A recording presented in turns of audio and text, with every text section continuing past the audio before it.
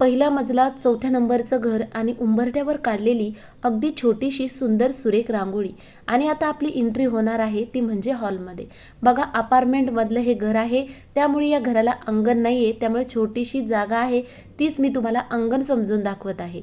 पूर्वीच्या काळी अशी एक म्हण असायची का ती म्हणजे घराची कळा ही अंगणच दाखवते. तसं सुरुवातीला घरामध्ये एंट्री करण्या अगोदर आपल्याला एक छोटीशी सुरेख रांगोळी दिसली आणि दरवाजाची स्वच्छता दिसली का आतमध्ये कशी स्वच्छता आहे हे आपल्याला लगेच जाणवत असतं. तर मैत्रिणींनो, नवरात्र आता थोड्या दिवसात येणारच आहे आणि घटस्थापनेच्या अगोदर प्रत्येकाच्याच घरामध्ये साफसफाई स्वच्छता ही केली जाते. त्याचप्रमाणे मी देखील माझ्या संपूर्ण घराची साफसफाई कशा पद्धतीने केलेली आहे हे आज मी तुम्हाला व्हिडिओत दाखवणार आहे. त्यासाठी व्हिडिओ शेवटपर्यंत पहा. आणि व्हिडिओला स्टार्ट करण्या अगोदर आपल्या पूजा तमशेट्टे या यूट्यूब चॅनलमध्ये सर्वांचे मनापासून खूप खूप स्वागत आहे. हॉलमध्ये एंट्री झाल्यावर लगेचच उजव्या कोपऱ्यामध्ये टी व्ही आहे. टी व्हीवर जेवढं काही साहित्य दिसत आहे किंवा इथे फ्लॉवर देखील आहे ते अगदी स्वच्छ करून घेतलेले आहेत. आणि टी व्हीवरती जे तुम्हाला सिल्वर प्ले बटन दिसत आहे ते सिल्वर प्ले बटन मला उत्सव रंग नावाचे एक चॅनल आहे, त्या चॅनलचे 1,00,000 सबस्क्रायबर पूर्ण झाल्यानंतर भेटलेलं हे माझं अवॉर्ड आहे. तर बघा, उत्सव रंग या चॅनलला देखील तुम्ही अवश्य भेट द्या. आपल्या त्या चॅनलवरती फक्त अभंग गाणे, भजने, गवळणी आणि आध्यात्मिक विषयाचे व्हिडिओ अपलोड केले जातात. हॉलमध्ये डाव्या बाजूला आपला हा सोफा ठेवलेला आहे. सोफा मी स्वच्छ पुसून घेतला, त्यावरचे कव्हर धुतले, खिडक्यांचे पडदे धुवून व्यवस्थित लावून घेतले. त्यानंतर हॉलमध्येच ईशान्य कोपऱ्यामध्ये देवघर मी ठेवलेलं आहे. याचं कारणही तसंच आहे, कारण आतमध्ये कुठंच देवघराला जागा नाही आणि आम्हाला देवघरासाठी अशी मोकळी जागा हवी होती. आणि हॉलमधल्या खिडकीतून जर आपण पाहिलं तर तुम्हाला समोर डोंगर दिसत आहे, त्या डोंगराचं नाव आहे चांभार लेणी. इथे एक चांभार नावाचा राजा वास्तव्य करत होता, त्यामुळे या लेणीचं नाव चांभार लेणी पडले. तर अगदी घराच्या जवळच असल्यामुळे मला अगदी फ्रेश असं वातावरण इथे मिळालेलं आहे. तर बघा, तुम्ही पाहू शकता हॉल आपण पूर्ण पाहून झाला. हॉलचे पडदे स्वच्छ केलेले आहेत. त्यानंतर इकडे चप्पलचं स्टँड तुम्हाला दिसलं असेल व्हिडिओमध्ये, पूर्ण चप्पलचं स्टँड धुवून काढलेलं आहे, टिपवाय धुवून काढलेला आहे. तर आता आपली एंट्री होणार आहे लगेचच किचनमध्ये.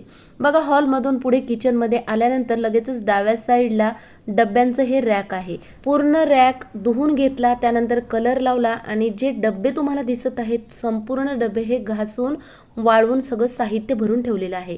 आणि हा किचन ओटा. आता आपण एक एक करून ट्रॉल्यामध्ये पाहूयात. तर हे आहे प्लास्टिकचा पूर्ण कप्पा आणि हे प्लास्टिकचे डबे मी संपूर्ण घासून वाळवून यामध्ये साहित्य भरून ठेवले.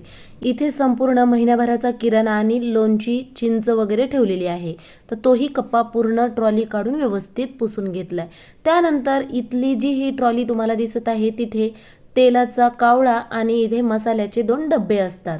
तर बघा, आता इकडच्या आपण ट्रॉलीमध्ये पाहू, ग्लास, तांबे आहेत. तर सगळ्या ट्रॉल्या मी स्वच्छ धुवून वाळवून घेतलेल्या आहेत.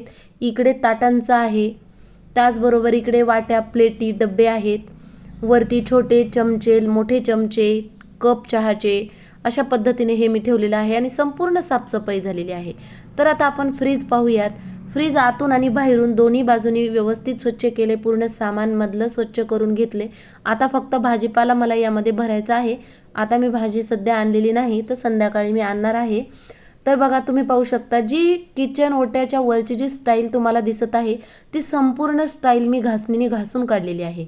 त्याचबरोबर फिल्टरही घासून काढलाय आणि जे वरती लेंटर आहे, लेंटरवरती मोठी मोठी एक्स्ट्राची भांडी आहेत ती सुद्धा घासून वाळवून व्यवस्थित ठेवलेली आहे. तर आता लगेच किचनच्या उजव्या साईडला बेसिंग आणि एक टॉयलेट बाथरूम आहे. तर बघा, टॉयलेट बाथरूम वरून मी पूर्ण जाळ्या काढून घेतल्या, त्याबरोबर स्टाईल पूर्ण घासून धुवून घेतली. त्यानंतर बेसिंग घासला, सर्व आरशे पुसून काढले, खिडक्या धुवून घेतल्या. तर आता ही आहे माझ्या मुलांची बेडरूम, म्हणजे अभ्यासाची स्टडी रूम आहे. आणि इथे तुम्ही पाहू शकता पडदे, फॅन, खिडक्या हे संपूर्ण स्वच्छ केलेलं आहे. त्याचबरोबर बेडशीटी वगैरे सगळ्या धुवून झाल्यात. त्यानंतर इथे तुम्ही पाहू शकता हे संपूर्ण वर्षभराचे अंथरणं आहेत, जे की फक्त पाहुणे आल्यानंतरच मी काढते. आणि माझ्याकडे एक्स्ट्राचा हा ड्रम आहे. जेव्हा मी हा ड्रम वापरत होती त्यावेळेला या ड्रममध्ये मी पाणी भरून ठेवायची, पण आता या ड्रमचा उपयोग नसल्यामुळे जे पाहुणे रावळ्यांसाठी एक्स्ट्राचे अंथरण आहेत ते व्यवस्थित दरवर्षी धुवून त्यामध्ये डांबर गोळ्या टाकून व्यवस्थित असं झाकून ठेवते. पूर्ण हँगरचे कपडे मी धुवून काढलेले आहेत. समोरच एक मोठी मॅट दिसत आहे, ती मॅट देखील स्वच्छ केली. सोबतच एक कोठी डब्बा आहे, तो कोठी डब्बा आतून बाहेरून स्वच्छ करून वाळवून त्यामध्ये गहू भरून ठेवले. बेडरूम मध्ये उजव्या साईडला कबोर्डचं टॉयलेट बाथरूम आहे, इथेच गिझर बसवलाय. गिझर स्वच्छ केला, वरून जाळ्या काढून घेतल्या, स्टाईल व्यवस्थित घासून घेतली, धुवून घेतली.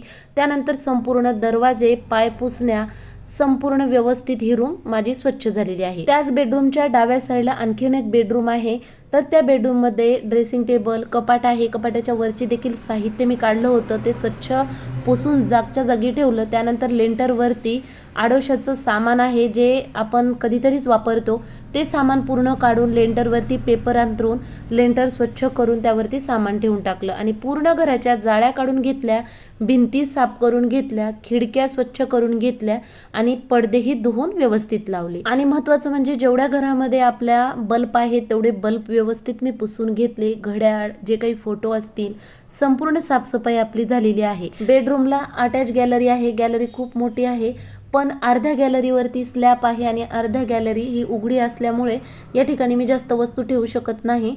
पाऊस आल्यानंतर त्या भिजतील, नाहीतर खूप मोठी गॅलरी आहे. गॅलरीतून तुम्ही व्ह्यू पाहू शकता, डोंगर अगदी जवळून दिसतो.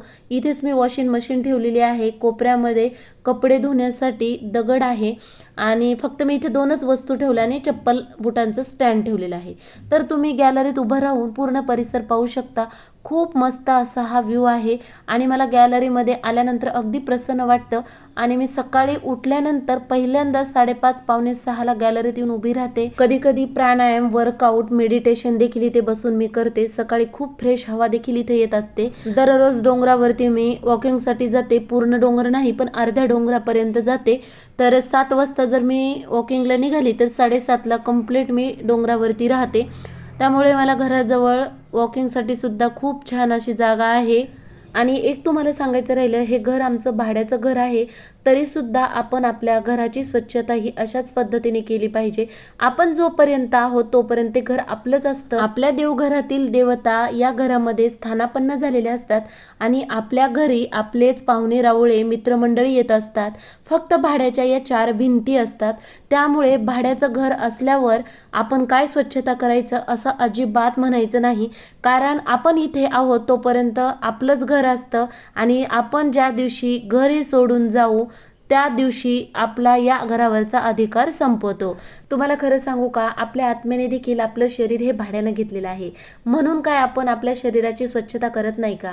मग भाड्याचं घर असू द्या किंवा आपलं भाड्याचं हे शरीर असू द्या, मग आपण दोन्हीही स्वच्छ ठेवायला पाहिजे. तर फ्रेंड्स, आपली ही घराची टूर झालेली आहे. तुम्ही संपूर्ण माझं घर बघितलं आहे, घरातील कशी स्वच्छता केलेली आहे, वस्तू जागच्या जागी कशा ठेवलेल्या आहेत. या घरामध्ये आता एकही अशी वस्तू नाही का ती स्वच्छ केली नाही. मग त्या छोट्यापासून ते मोठ्या वस्तूपर्यंत पूर्ण वस्तू साफ करून घेतलेल्या आहेत आणि वर्षातून एकदा पूर्ण वस्तू आम्ही साफ करतो आणि अधूनमधून किचन वगैरे साफ करतच असते. पण नवरात्रीच्या निमित्ताने एक ना एक वस्तू साफ होत असते आणि अशाच पद्धतीने प्रत्येकाने साफसफाई करावी. तर पुन्हा भेटूयात अशाच नवीन व्हिडिओसोबत. धन्यवाद.